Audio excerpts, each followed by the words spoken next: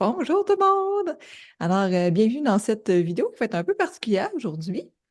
J'ai une invitée avec moi. C'est ma collègue Camille Paquet-Roy, donc avec qui je collabore pour faire le club bac, mais en fait tous les clubs, là. Donc, on a eu aussi le club estival, le club son et finalement deuxième édition du club bac qui revient dans quelques jours. Alors, on a pensé toutes les deux vous faire un petit topo sur les suites de bac. Souvent, j'ai la question, en fait, on est intéressé à apprendre les suites de bac, mais on ne sait pas par où commencer, quel mouvement est plus simple, c'est quoi les défis techniques qu'on retrouve dans chacun des mouvements. Bref, quel mouvement nous convient à notre niveau. Donc, avant qu'on aille dans le vif du sujet, peut-être Camille, tu veux te présenter pour les gens qui ne te connaissent pas encore? Oui, ben enchanté tout le monde. Moi, c'est Camille. Je suis violoncelliste pigiste depuis très très longtemps. Je me spécialise dans le baroque ainsi que dans la musique pop. Donc, il y a deux milieux qui ont de l'air éloignés les uns des autres, mais en fait, qui finalement, ils sont très proches. J'adore Bach depuis très très très longtemps. Comme tu peux voir, mon cahier est un petit peu usé. Donc, c'est une œuvre à laquelle je reviens souvent avec toujours grand plaisir. Puis je pense qu'elle est pour tous, de tous les niveaux. Donc, c'est un petit peu ça la mission qu'il y a derrière ça aujourd'hui. Tout à fait. Donc, tu nous as fait un beau tableau. Tu as classé les différents mouvements des suites de bac en trois grandes catégories. Alors, est-ce que tu veux nous expliquer un peu ta démarche, comment tu as procédé? Ouais. Dans le fond, je suis allée, il y a une catégorie que j'ai appelée Baby Back. C'est une catégorie pour les gens qui n'auraient pas nécessairement fait beaucoup de bac, qui souhaitent s'initier, mais tout en ayant quelque chose qui est abordable au niveau technique, puis au niveau aussi de la complexité musicale. Donc, tous les mouvements sont beaux. C'est pas parce que c'est baby back que c'est moins beau ou que c'est moins trippant. Donc, puis c'est aussi beaucoup dans la première position, mais on veut ouvrir vers la deuxième et la troisième position. Donc, on a ce package-là pour le baby back. Ensuite, medium back. Ça, c'est quand vous avez déjà fait un petit peu de back. Vous avez trouvé ça incroyable, tout comme nous, puis vous avez envie d'approfondir un petit peu plus. Donc, on va aller un petit peu plus loin dans les positions. Deux et trois doivent être plus ou moins maîtrisés. On va même aller vers la quatrième position parfois. On veut travailler l'archet aussi plus en profondeur. Il y a plus de défis techniques au niveau de l'archet. Les accords, les doubles cordes, les trilles. Puis, il y a une complexité aussi musicale qui est un petit peu plus poussée. Et ensuite, si vraiment vous avez déjà fait tout ça et que là, votre amour pour Bach est grandiose, vous pouvez aller vers le Bach ultime. Donc, si vous êtes fluide sur votre manche de violoncelle, que vous adorez l'œuvre, que vous aimez l'analyser, l'écouter, pousser plus loin, puis que vous souhaitez raffiner votre musicalité, eh bien, Bach ultime est pour vous. Yeah! Donc, c'est Donc, les trois grandes catégories. Considérant qu'on a exploré beaucoup les trois premières suites, parce que les trois dernières suites, bien que magnifiques, ont un degré de complexité quand même bac ultime plus, plus, plus. Donc on est vraiment allé vers ce qu'il y avait de plus abordable avec les trois premières suites, avec un oui. tableau pour chacune d'elles. Yay! Donc, là, on a le tableau pour la première suite. Alors, tu as mis les mouvements à gauche, tu as les défis techniques au milieu, puis le niveau, donc les trois fameuses catégories dont tu as parlé tout à l'heure, à droite. Euh, Avec les couleurs, déjà, on peut déjà se repérer. Mais dans le fond, ce qui est en vert, c'est le baby back. C'est peut-être par quoi on peut s'initier aux suites, qui serait le plus simple. Puis en jaune, ben, on a la deuxième catégorie, donc c'est-à-dire on va un petit peu plus loin là, niveau technique. Alors, ça, on remarque bien, ben, la première suite, il y aurait les deux menuets qui sont dans cette catégorie-là, baby back, puis la gigue. Évidemment, dépend du tempo aussi qu'on va prendre là, pour jouer la gigue, mais il y a toujours moyen de s'en tirer avec beaucoup de caractère en jouant un petit peu moins vite. Qu'est-ce que tu en penses? Tout à fait. Une gigue, il y a moyen que ça soit super vivant, même si c'est un petit peu en bas du tempo où ça aurait été joué. Si on va vers une courante, d'emblée, on va savoir que ça va vite. C'est une danse qui va vite. Donc, ça, c'est si on veut pratiquer une certaine vélocité. Au contraire, si on veut ralentir l'archet, on va aller vers les sarabandes. Parce qu'en fait, c'est ça, les suites, c'est des suites de danse. Il y a le prélude qui donne la couleur à chaque suite, qui est une espèce d'improvisation sans forme réellement, qui est à tout coup magnifique. Puis ensuite, c'est toutes des suites de danse. Donc, allemande, moyen vite, courante, rapide, sarabande, lent, menuet, moyen et gigue, rapide. Donc, on a une espèce d'alternance vite lent, souvent comme on a dans la musique baroque. Mhm. Donc, moi, pour avoir enseigné souvent les deux premiers menuets, c'est vraiment par là d'habitude que je commence avec mes élèves pour les suites de bac. Même, je te dirais, le premier menuet, en tout premier. Puis le deuxième, quand même, avec les bémols, le si puis le mi bémol. Donc, de faire les extensions, ça va déjà un petit peu plus loin. Mais c'est déjà super de pouvoir plonger dans l'univers de bac grâce au premier menuet. Je trouve que ça fait une belle introduction. C'est pas trop compliqué. Puis ça permet de goûter aussi à l'univers de Bach qui est assez fantastique.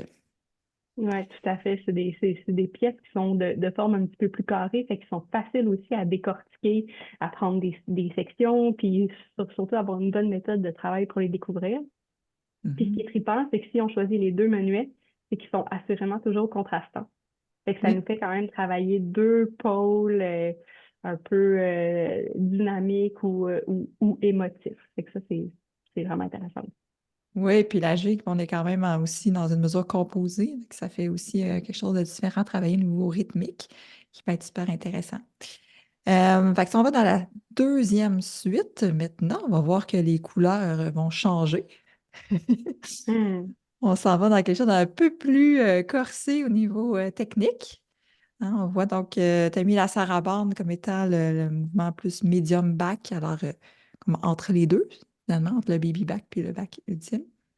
Est-ce que tu peux nous expliquer un peu pourquoi, dans le fond, on retrouve plus de back ultime dans la deuxième suite? Oui, tout à fait. C'est beaucoup dans la complexité musicale. Les phrasés, ils sont longs. Il y a beaucoup de notes dans ces phrasés-là. Euh, Puis il y a aussi, comment je pourrais dire ça? Il y a beaucoup d'aspects techniques aussi, comme les trills, les doubles cordes.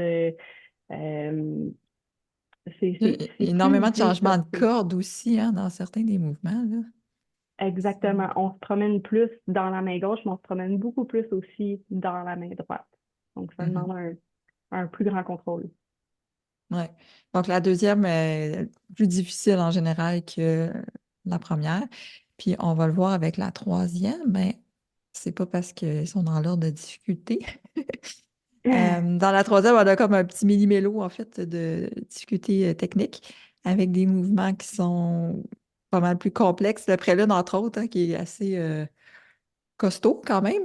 Puis, on a aussi, par exemple, des mouvements qui se font assez bien, comme les bourrées, qui sont Mhm. aussi parmi les premiers mouvements qu'on peut apprendre, là, je dirais, équivalent, comme tu as écrit tout à l'heure, avec les deux menuets de la première suite, puis la gigue de la première suite.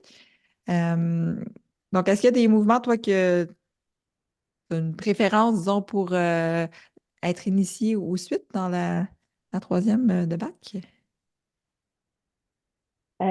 Pour s'initier, Ouais. ben, écoute, Ben, définitivement, encore une fois, tu sais, les bourrées sont plus accessibles. Puis ils sont le fun parce qu'elles sont encore une fois contrastantes. C'est super dansant, c'est super léger, puis après ça, on a un côté lyrique à explorer. Fait que d'emblée, j'irais vraiment vers ça parce que la suite numéro 3 aussi, on se donne beaucoup sur l'instrument. Mais du fait qu'elle est en do majeur, ça décomplexifie quelques trucs au niveau de la main gauche. C'est pour ça que je trouvais que quand même la courante et la sarabande étaient accessibles dans le medium back à ce mhm. niveau-là.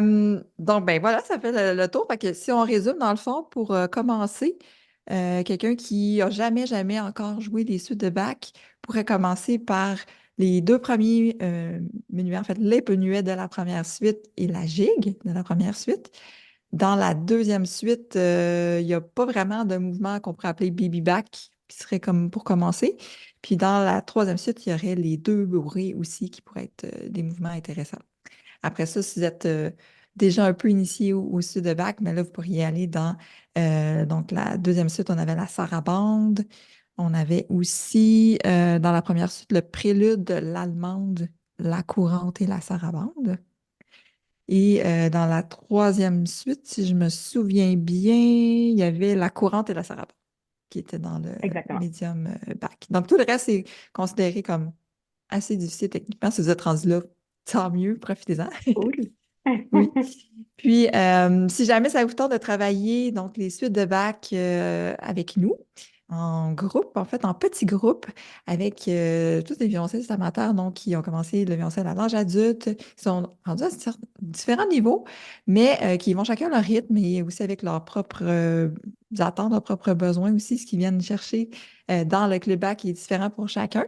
Donc, chacun se fixe des objectifs différents à chaque semaine. Donc, on va soit parler d'un sujet plus théorique, par exemple, le choix des doigtés, le choix des coups d'archet dans le bac, mais aussi plus historique, par exemple, justement, les danses, comment elles sont construites, c'est quoi leur caractère, c'est quoi leur tempo aussi qu'on a. Donc, on a des ateliers thématiques à chaque mois sur les suites en général.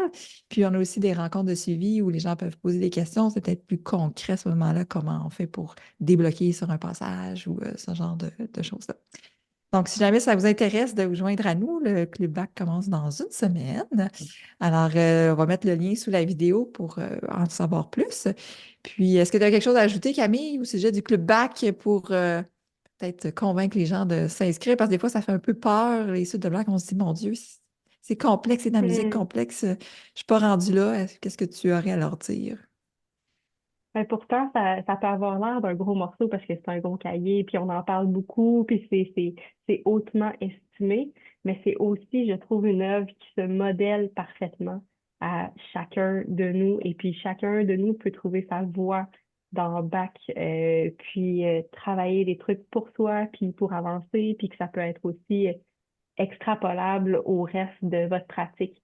Donc, ayez pas peur, vous allez être en mesure d'être vous-même là-dedans, puis de vous prendre au niveau que vous êtes, mais pousser un petit peu plus loin avec du répertoire incroyable. Je vous promets que c'est abordable. Puis ce dont on parle aussi, c'est pas du gros contenu historique de doctorat, tu sais, c'est des leviers techniques qui vont vous aider à avoir plus de pep dans votre musique, plus de musicalité, plus de plaisir, plus de couleurs. C'est donc plein d'outils que vous allez pouvoir utiliser finalement pour la suite. C'est ça, exactement. Puis ça se fait dans le plaisir et la bonne humeur. Avec le groupe aussi, l'entraide, le soutien, vraiment une super belle énergie dans le groupe. Alors, vous êtes vraiment les bienvenus. Si ça vous Oui. tente de vous joindre à nous. Alors, un gros merci, Camille. Hey, merci Catherine, on a hâte, là. Oui, on a vraiment, c'est bientôt. Alors, à bientôt tout le monde. Bye! Bye!